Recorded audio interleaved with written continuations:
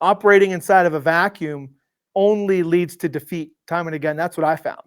I found once I got into community and I started getting visible and I started linking arms with men in my life, that's when I really began to make progress because I was visible. It's like I brought it into the light. All right, brothers, welcome.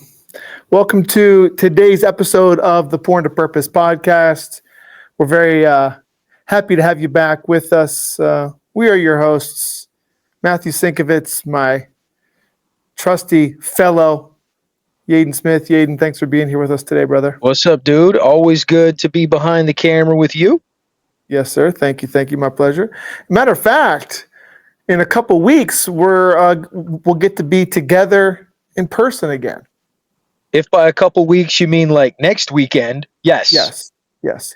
Looking forward to that. I'll be traveling down to visit with Yeadon in South Carolina. We shoot to see each other in person a couple times a year. Most of the time we see each other virtually, so I'm looking forward to that. Some in-person connection. And today for you, brothers, we've got, I think, an important conversation lined up. I know for me, it's a conversation that has felt baffling at times. The topic that's felt baffling at times. But as I continued on in my recovery journey, and I continue on in my recovery journey, it's a concept that I find more and more important. And we'll set the conversation up like this. If I were an alcoholic, right, I would probably set my life up in a way such that I avoid moments when maybe I'm dealt with temptation, right? I had a buddy. I used to sell real estate, and he was in the same brokerage as me, and he had a long journey with alcohol, and he was several years sober at the time that I met him, very active in AA. And one of his kind of key ideas was, I don't go into bars. Mm-hmm. And whenever I was, younger, and I didn't really get it, but now that I have a greater understanding of addiction, I do get that more. And his idea was like, if I'm going into bars, I'm setting myself up for temptation and ultimately failure. I'm going in, I'm getting around the environment, I'm hanging around with people that are drinking, right? So I got to set my life up in a way such that I'm not setting traps before myself. Ideally, I want to set myself up for the best chance at success, right? And that kind of sets us up for the title of today's conversation: exposing your ambush zones, how to outsmart porn in your most vulnerable moments, right? So for me, what this looks like as I've done my work around recovery, and I've done a lot of work around recovery, and I began to put the patterns and the clues together around this. And what I began to notice was whenever I'm in certain situations, I do really well. When I'm in other situations, I'm more vulnerable and I'm more susceptible to acting out, right? Or the idea of acting out is much more present for me. So an example would be when it's the middle of the day, it's bright, it's sunny, I'm well connected, I'm well energized, my mind is clear, my energy is good. Maybe I'm around other people. I don't feel the urge, the temptation, oftentimes even the thought to want to go to porn and want to act out. But on the other hand, in certain moments and in certain environments, I find that I'm highly triggered and highly tempted, and it's been a pattern for me that will be an area that's problematic for me, right? So the example might be hanging out alone at night by myself in front of my computer, right? Or when I'm all by myself or feeling disconnected or feeling lonely, or when I'm feeling certain moods maybe that are present energetically, emotionally, right? Yes. So I notice when certain conditions, certain circumstances are present, I'm more vulnerable to want to act out. And whenever they're not, when I'm in a more clear state of mind, I feel stronger and more safeguarded. So the idea behind this conversation here today, brothers, and what I've mapped out for myself, and I continue to work to reinforce, is there's just certain rules I get to live by in my life that help keep me supported in my sobriety. Right, so we're going to dig into that. How do I identify, or how do you identify or expose your zones of vulnerability or your ambush zones right? To outsmart kind of just walking into the same trap over and over again. You know, Matt, when you're talking about these ambush zones, I think about the 0-day doc we use in the Liberation Boot Camp, and also just the habit of journaling that we build as part of that program, to where the reflection on when do I feel the pull, or if I reset my tracker, what was going on ahead of time, what was going on in the 5 days that led up to the reset. Yeah. The starting point is just being able to identify what these ambush zones are. When your example from the beginning, your friend who back in your real estate days recovering from alcoholism, it's pretty obvious. Hey, if you're hanging out in a bar, lot of opportunity to slip. Exactly. Right? You got to be on high alert and be very active to avoid taking a drink. Certain social situations, you know, people are going to offer you a drink, cocktail, beer, whatever.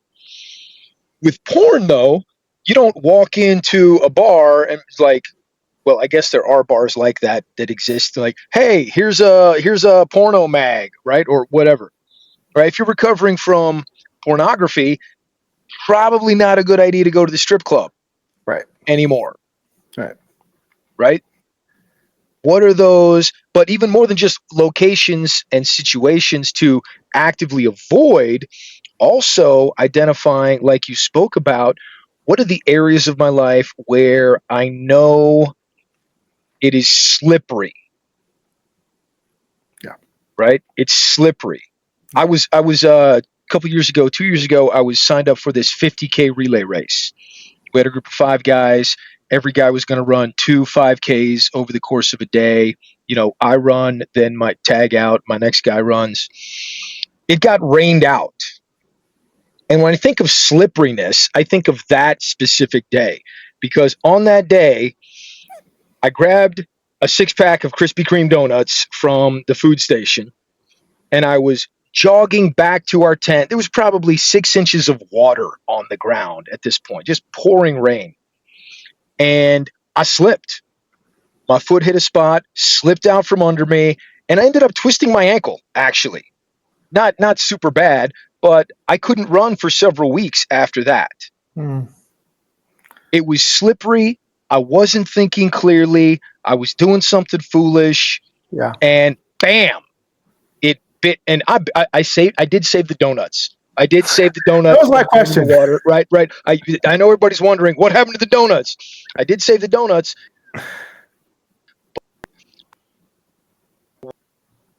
Guys, this is a dangerous situation. I should walk with caution. Can't see if I might trip on a root, but I hit a slick spot of mud. I didn't have trail shoes on. Just boop, foot out from under me, hit the ground hard. And with porn recovery, or any type of recovery, I know we're talking about porn recovery on this podcast, we have to learn and be aware of, there's slippery spots in this situation. I'm coming into a couple days where I have to be extra aware, proceed with extra caution, because I know there's an ambush waiting for me. And if I just la-di-da through my days, probably going to slip. Yeah. Absolutely. So it's this very proactive approach to recovery, right? Not being complacent, not being reactive, but being proactive, right? Being responsive. And to Yeadon's point, so what we get to look at, brothers, and what we'll invite you to look at here today is, what are the slippery spots in your life, right? For me, what are your moments when you're going to be in the bar? And So what are the moments when you're going to be in the bar, right? What are the moments when you're going to be at home alone by yourself and you're going to be vulnerable, right? What are the moments in your life where you're going to be up late and by yourself, and now your mind's not as clear? You ever have like a beautiful day of executing on your diet, then it's late at night and you just blow it? Like, and then you no, that never happens. What? Right. I wish I could relate. So I know it's happened to me. And I wake up in the morning, I said, what was I thinking? I was in a different state of mind. And that's what seems to happen, in certain mental states, certain emotional or energetic states. So that's going to be the offer here for you today, brothers. The first part of this is just like beginning to identify your ambush zones or your slippery surfaces, to Yeadon's point, right? So what are yours, brother? I want to invite you to really follow along with us here today in today's conversation. Is it late night, laptop screen time, right? Maybe the family's in bed. Maybe everyone's out of the house. Maybe you're alone for the weekend. Maybe you're single, right? Here's the classic one: business travel, hotel room, right? Every porn addict's kind of like worst nightmare and, great escape, if you will. You know what I mean? Like classic trap, hotel room, right? Maybe it's like tension with your wife or your partner, with your children or work, right? Anxiety, frustration, fear in life. Maybe just downtime when you don't have a lot of structure. Maybe you're feeling bored, right? And your mind's kind of seeking. So what are your common ambush zones? I want to invite you to really consider that and write that down, right? Because if you can't name them, then you're operating essentially in blindness, right? Let me jump in here because this particular I resonate with this for this week so hard. Monday, my father is 76 years old. Last week he went in for a heart cath test and came to find out he's got all the arteries are blocked, got a quadruple bypass scheduled. I'm actually recording this episode from the top floor of the parking garage at the hospital. My dad had very successful surgery on Monday. On Monday was 4 a.m. to the hospital. My dad in surgery, sitting with my mom, checking in with my dad after surgery. Yesterday was coming back down to the hospital, checking in with my dad again. So my dad had surgery. I've gotten very little sleep the past couple of days. Yesterday afternoon, and my wife is out of town. My wife left town yesterday to go with my two older boys to a metal concert up in North Carolina. Yesterday afternoon, I was by myself in my office, and holy crap, ambush zone. I felt it. I was feeling the pull. And even though at the beginning of the week, I had a little bit of awareness, like, okay, this is going to be a tough week, like a totally abnormal week. I'm not going to be in my normal routines, right? I didn't get my core 4 done first thing like I do normally, had chaotic day, chaotic habits in. But I really noticed yesterday afternoon, I'm like, oh my God, I really want to scroll. I really want to click on links. I really I just want to type in the address. I just want to type, pornhub.com. Like I could feel the attraction, the pull, because I was not doing well. I was mentally, physically, emotionally, spiritually, like all the alleys. I was spent. Yeah. And I realized my defenses are practically non-existent right now. And I'm grateful that I've been doing this work now for as long as I have, where it's like, okay, I know what I need to do, because just not doing anything and trying to white knuckle it in those moments, spoiler alert, it almost never works. Yeah. It almost never works. Yeah. I took a 20-minute lie down on the couch. I jumped on Voxer. I jumped on another community I'm a part of for accountability and growth. Like, I said it out loud, like, y'all, not doing well. I'm feeling the pull. I am spent at every level. Brutally hard week on every level you can think of. Yeah. And I have to be visible. I have to say it. I have to be visible in these communities where even just saying it out loud, I was supporting myself in that moment, even if nobody else heard it in real time and hit me up like, hey man, you got this, stay strong, take a nap, deep breath, go for whatever. Even if nobody, in real time responded, I knew by saying it out loud, I am supporting myself. I am connecting with myself. I'm connecting with the communities where it's a safe space, to say, hey y'all, I want to act out right now. Yeah. Yeah. I'm feeling the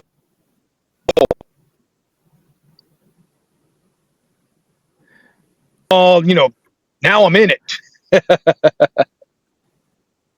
No, it's good, man. It's really good. So, very accurate. And to Yeadon's point, I heard Yeadon's check into the group chat yesterday because we got this beautiful community, Yeah. and one of my early, my first sponsor in Sex Addicts Anonymous several years ago when I joined and started doing work over there, he said, get in the habit of telling on yourself was kind of his rule. That's what Yeadon did yesterday, and that's something I practice as well. Like, oftentimes or periodically I work overnight shifts at a hospital doing chaplaincy work, right? And my kind of framework or my rule is to check in before and check in after. Say, hey guys, I'm going in. Here's my commitment for the night. You'll hear from me in the morning. You know what I mean? So getting visible, learning to tell on ourselves is such a critical piece of the puzzle, and Yeadon modeled that, very well yesterday. So let's move into kind of the next piece of this puzzle, guys, and wrap this up with, like, what's the strategy around this, right? What's the strategy? So we're going to give you a 3-step kind of simple process or framework to work with here. So you've identified your kind of areas of ambush, if you will, right? Your danger zones. Right.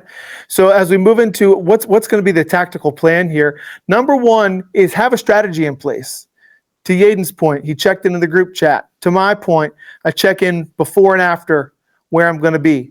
Another one of my safe zones or safeguards is I've got my devices set up on a parental account, and my computer shuts off at 10 o'clock at night. Right now, even though I also have a bunch of filters in place and stuff that I really don't have access to a lot of explicit content, still just for me being online at night and scrolling just kind of gets those gears turning. It could be problematic for me. So my stuff shuts off except for a few specific apps on my phone and stuff after 10 o'clock. Right. So don't be a hero about it. Like what safeguards can you put in place? What framework can you put in place? How can you get visible? Like, what's your plan basically? Yeah.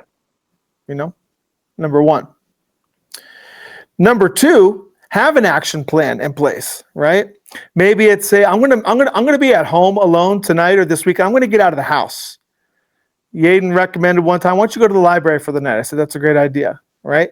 Maybe I'm gonna go out and be with friends. I'm gonna be social. I'm gonna connect. I'm gonna go hit a workout, or I'm gonna go get some time in nature. Maybe I'm gonna jump on a community call or call a brother. Like, what's gonna be my plan? What's gonna be my replacement during this time that I know is coming?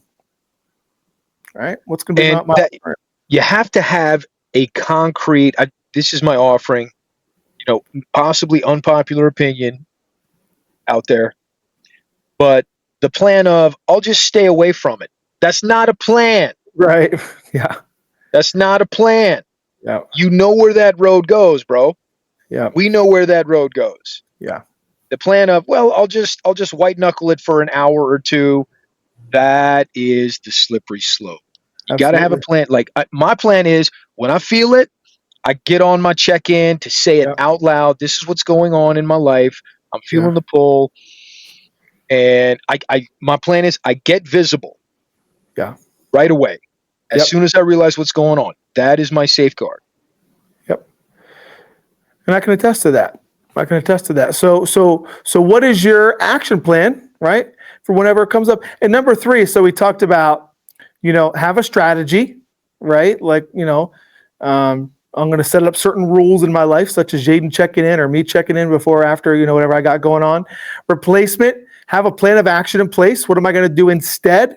How am I going to fill that? right? Number three, a critical piece of the puzzle, and we've kind of referenced it or mentioned it here already today, is have an accountability framework in your life. Have a community. Have a friend. Have a call that you can jump on. Don't do it alone. Don't do it alone. Like we often say here, and I think it's a wonderful idea. If you want to go fast, go alone. If you want to go far, go together. You know, that's why we've built this community. That's why we exist as a community, so you don't have to do this by yourself, right? Accountable being a critical third piece of the puzzle.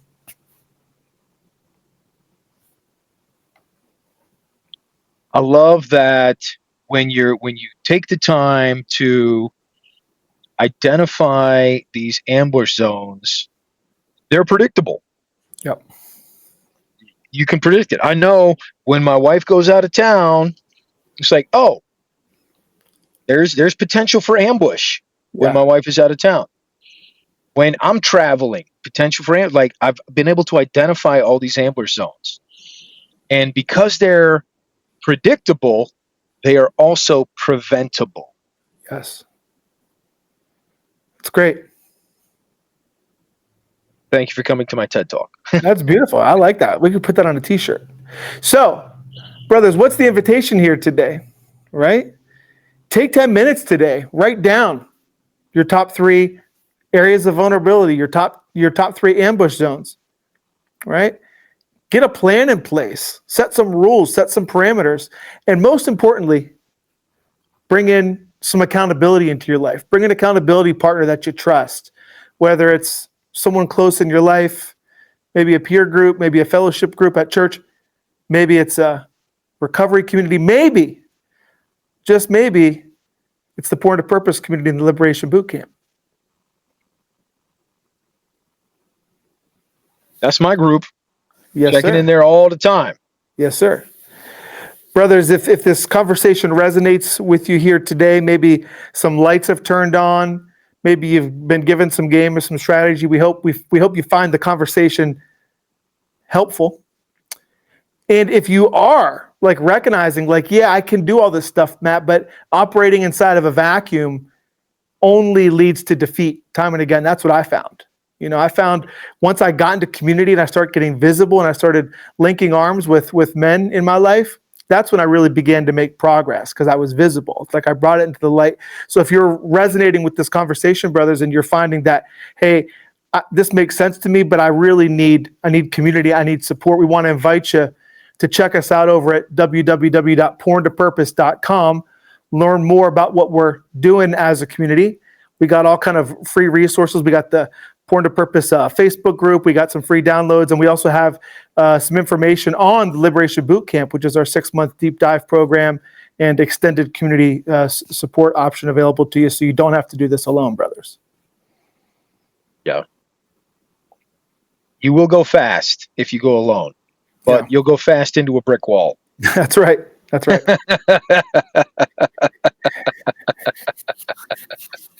Yeadon, anything else before we wrap here today? No, man. You hit the nail on the head, man. Beautiful. Exposing the ambush zones. Yep. Identifying what the areas are and coming up with a plan. Get a plan. Get support. How are you gonna handle them?